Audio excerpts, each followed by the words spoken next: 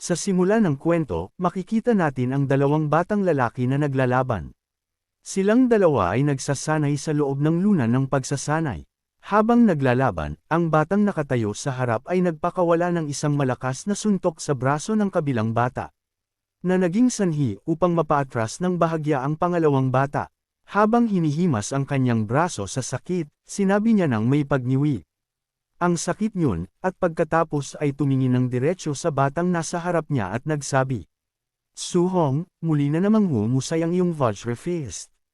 Huwag mong sabihing naabot mo na ang antas ng minute subtlety." Ang batang nakatayo sa kabilang panig ay nagngangalang Su-hong, at siya ang ating bida.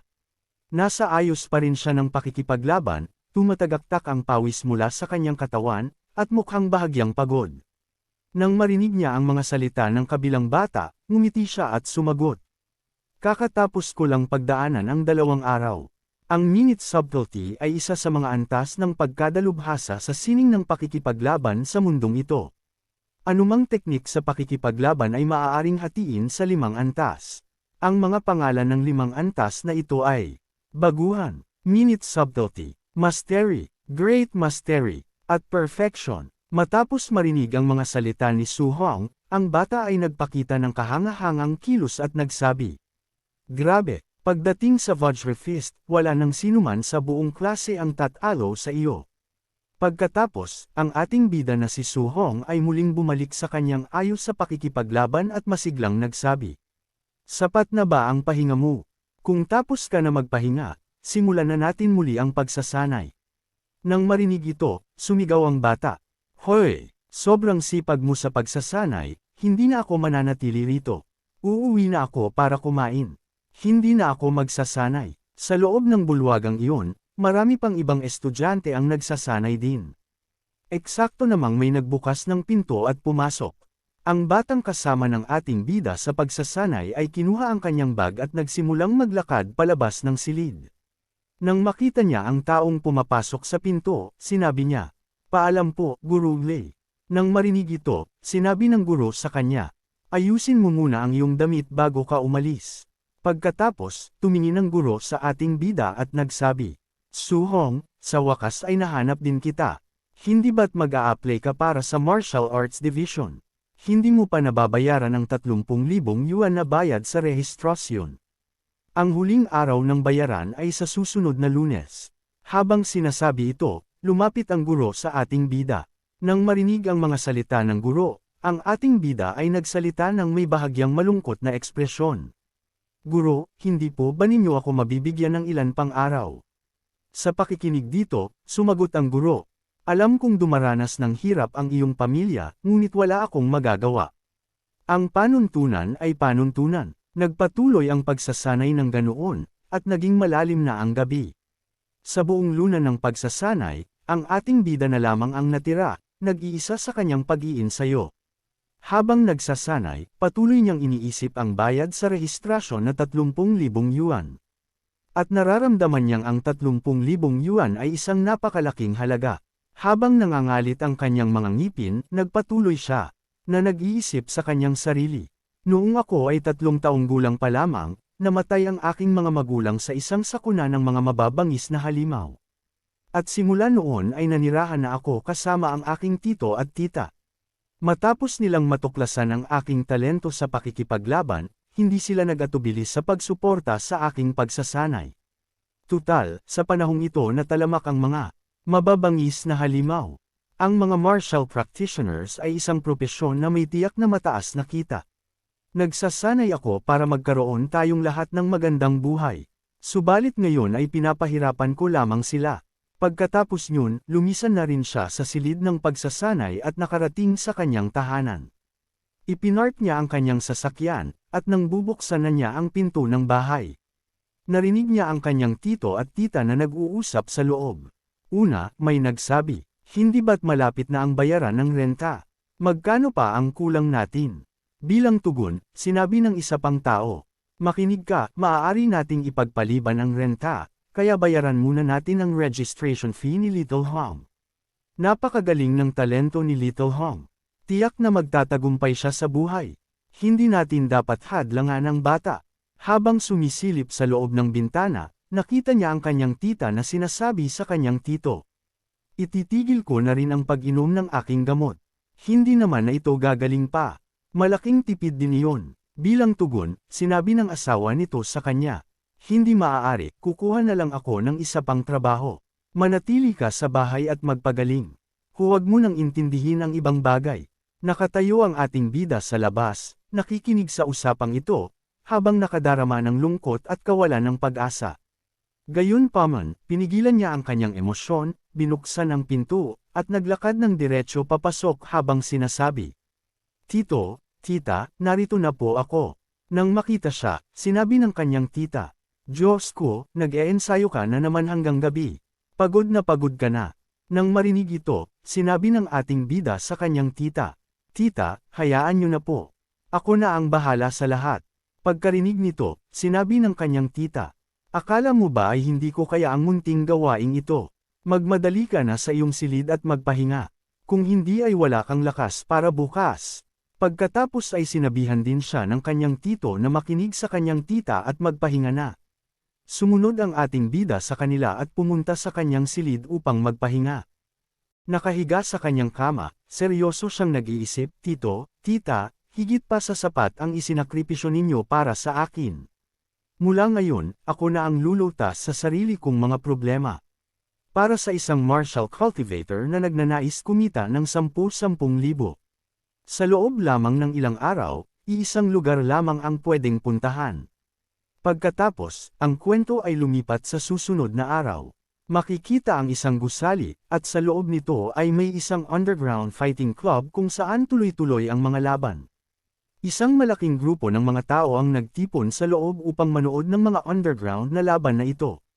Maya-maya, ang babaeng tagapagpakilala ng underground fighting club ay sumigaw ng malakas sa lahat. Mga kaibigan, maligayang pagdating sa Marshall Disciple Guard Challenge. Walang bawal, buhay o kamatayan, panalo ang tanging mahalaga. Pagkatapos, itinuro niya ang isang manlalaban na nakatayo sa entablado. At inanunsyo sa lahat ng naroon, ang tagapagtanggol sa araw na ito ay walang iba kundi ang Ginoong Minotaur. Manalo ng 4 na sunod-sunod na laban at iuwi ang napakalaking premyong 60,000 yuan. Matalo kahit isang beses lang at wala kang makukuha. Lahat kayo, ititig ang inyong mga mata.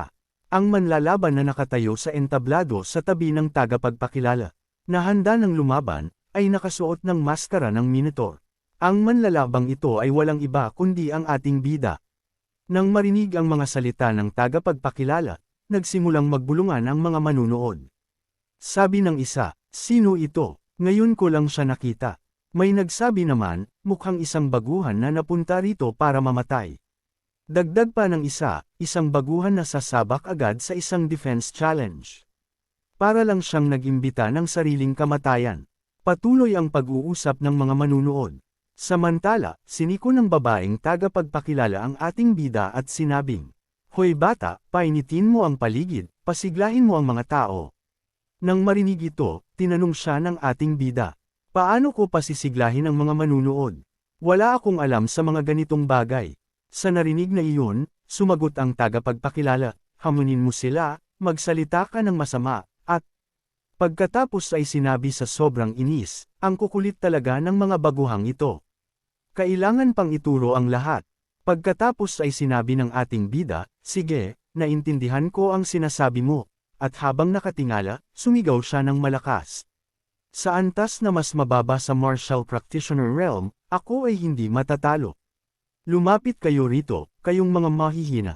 Sa sandaling marinig ng lahat ang mga salita ng ating bida, natigilan silang lahat. Kahit ang tagapagpakilala ay medyo nagulat sa kanyang lakas ng loob. Muling nag-usap ang mga manunood. Sabi ng isa, tingnan niyo siya, napakayabang niya. Sabi naman ng isa pa, masyado siyang mapagmataas. Dagdag pa ng isa, masyado siyang madaldal. Makikita natin mamaya kung sino talaga ang mamamatay. Nagsimulang umalangaw ang mga sigaw mula sa lahat ng dako. Sumigaw ang mga tao, magaling ito, patayin siya.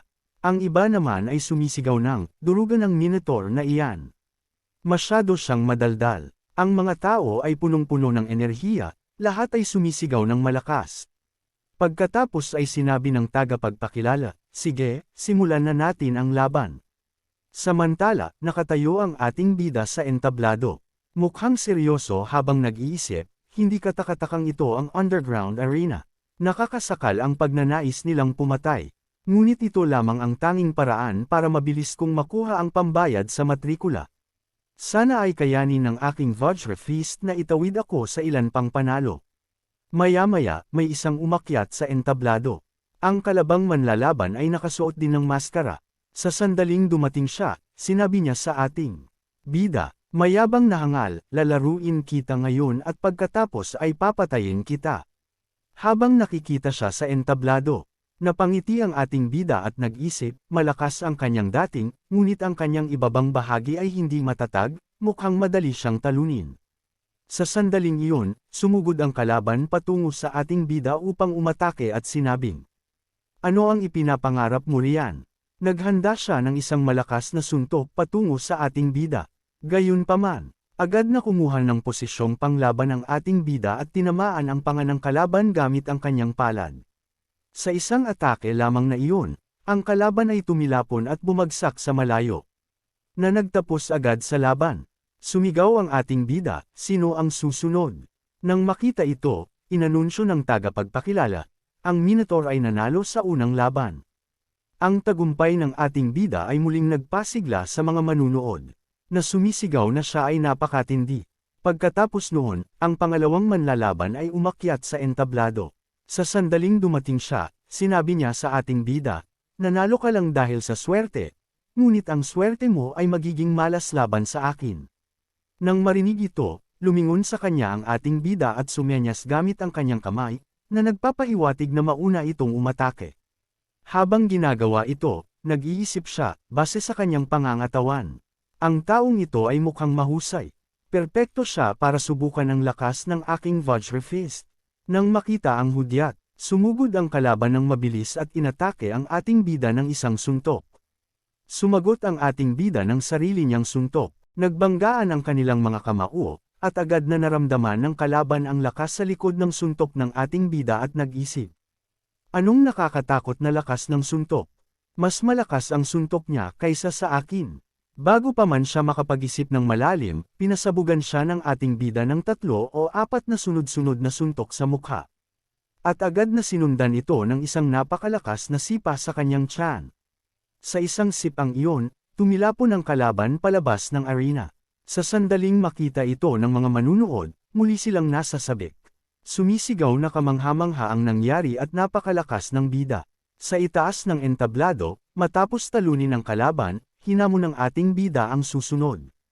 Inanunsyo ng tagapagpakilala na si Minotaur ay nanalo na sa 2 sunod-sunod na laban. Ilang mga nakatatanda at makapangyarihang tao sa loob ng silid ang nanunood din sa laban na ito. Isang matandang lalaki, habang pinagmamasdan ang pakikipaglaban ng ating bida, ang nagsabi. Hindi pa siya isang quasi-martial practitioner, ngunit ang lakas niya ay higit pa sa ordinaryong mga martial apprentice. Ang batang ito ay hindi ordinaryong talento. Maya-maya, may anunsyo mula sa entablado na nanalo na si Minotaur sa 3 sunod-sunod na laban. Nang makita ito, sinabi ng matanda, katamtaman lang siya laban sa malalakas, ngunit higit pa sa sapat laban sa mahihina. Perpektong materyales para sa mga plansadong laban. Isang tao sa likuran niya ang nagtanong, Guro, dapat ko na ba siyang kunin ngayon? Sa narinig na ito, sumagot ang matanda, tandaan mo, huwag mong ipapakita na ikaw ay nakaabante na bilang isang tunay na martial practitioner. Samantala, sa entablado, matapos talunin ang kanyang kalaban, nag-isip ang ating bida. Sa aking minute subtlety level Vajra Feast, hindi talaga mahirap harapin ang mga ordinaryong martial apprentice. Isang panalo na lang at mapapasa akin na ang 60,000 yuan na premyo. Habang iniisip niya ito, nagsimulang kumalat ang mga bulong-bulungan sa mga manunood. May nagsabi, si White Fox ba iyon? Hahamunin ba niya ang Minotaur na ito at sasali sa defense challenge? Sabi naman ng iba, hindi ba siya ay isang quasi-martial practitioner? Sumagot ang isa pa, isang quasi-martial practitioner na lalaban sa mga martial apprentice. Pandaraya iyan. Umakyat ang kalaban sa entablado sa harap ng ating bida. Nang marinig ang madla at makita ang kalaban, nag-isip ang ating bida. Quasi-martial practitioner. Magiging mahirap ang laban na ito, pero hindi ako pwedeng matalo. Ang kalaban na nakatayo sa harap niya ay ngumiti at nagsabing, "Huwag kang matakot, hindi ako magiging masyadong mahigpit sa iyo." Ang dalawang manlalaban ay tumayo sa entablado, ganap na handa sa pakikipaglaban. Sumigaw ang tagapagpakilala na ito na ang huling round ng defense challenge at hudyat ng pagsisimula ng laban. Sa sandaling magsimula ang laban, kapwa sila sumugod ng napakabilis. Inihanda ng ating bida ang kanyang suntok at nag-isip. Mas mababa ang antas ko kaysa sa kanya. Kailangan kong ibuhos ang lahat mula sa pinakaunang galaw. Nagpakawala siya ng suntok kay White Fox, na sumuntok din sa parehong pagkakataon. Nag-umpugan ang kanilang mga kamao. Nang maramdaman ang lakas ng kalaban, naging seryoso ang ating bida at nag-isip ng may kaba. Hindi, ang lakas na ito, hindi siya isang quasi-martial practitioner. Isa siyang tunay na martial practitioner. Sinadya niyang itago ang kanyang vital blood energy. Lubos siyang nayanig. Sa sandaling iyon, naglabas si White Fox ng isang malakas na aura mula sa kanyang katawan, na nagsimulang magliwanag ng bahagyang pula. Buong lakas niyang itinulak pabalik ang suntok ng ating bida at nagpakawala ng 3 o 4 na sunod-sunod. At napakalakas na Thunder Rush Fist. Ang mga atakeng ito ay nakakatakot ang lakas. Paulit-ulit na tumatama sa ating bida, na naging sanhi ng pagdaloy ng dugo mula sa kanyang ilong at bibig. Habang tinitiis ang mga suntok na ito, naisip ng ating bida, nakakatakot na lakas. Ganito pala ang kapangyarihan ng isang tunay na martial practitioner. Nang makita ang eksenang ito, nagulat ang mga manunood. May sumigaw. Iyon ay ang Triple Resonance Thunder Rush Fist. May iba namang tumawa at nagsabi. Sa wakas, nadurog din ang Minotaur. Masyado siyang madaldal. Samantala, patuloy ang walang awang pag-atake ni White Fox sa ating bida. Habang sinusubukan ng ating bida na sumangga, sinabi ni White Fox, "Magtatanggol ka na lang ba? Lumaban ka. Ipakita mo sa akin ang kaya mo." Habang pinuprotektahan ang sarili, naisip ng ating bida, kung magpapatuloy ito, siguradong matatalo ako.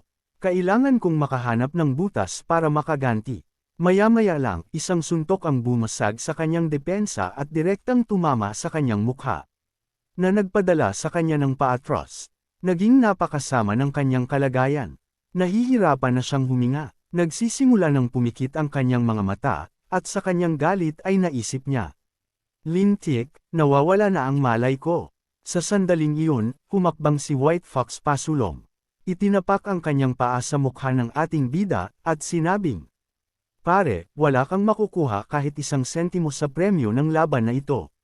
Patuloy sa pagpapahiya sa kanya, idinagdag pa nito, "Ngunit iniimbitahan ka ng aking guro na sumama sa amin. Mula ngayon, magpatalo ka sa mga laban. Lumaban ka para sa amin. Pumayag ka, at ibabayad pa rin namin sa iyo ang buong premyo ng laban na ito." Nang marinig ito, sinabi ng ating bida, "Hindi ko kailanman gagawin ang isang bagay na ganoon kawalang hiya." Sa narinig na sagot, sinabi ni White Fox, "Mag-isip kang mabuti, hindi mo kayang tanggihan kami." Habang nakikinig sa kanya, galit na sinabi ng ating bida, "Nagagawa niyo pang tawagin ang mga sarili niyo na mga martial practitioner matapos gawin ito." Nang marinig ito, naghanda si White Fox ng isang malakas na sipa sa tiyan ng ating bida at nagsabing, "Kung ganoon ay wala na tayong dapat pag-usapan. Lampauhin na lang kita, para maging isang martial practitioner ka na lang sa iyong panaginip." Dahil naramdaman ng paparating na atake, mabilis na umiwas ang ating bida at pilit na tumayo muli. Sa pagkakataong ito, isang pulang aura ang nagsimula ring lumabas mula sa kanyang katawan.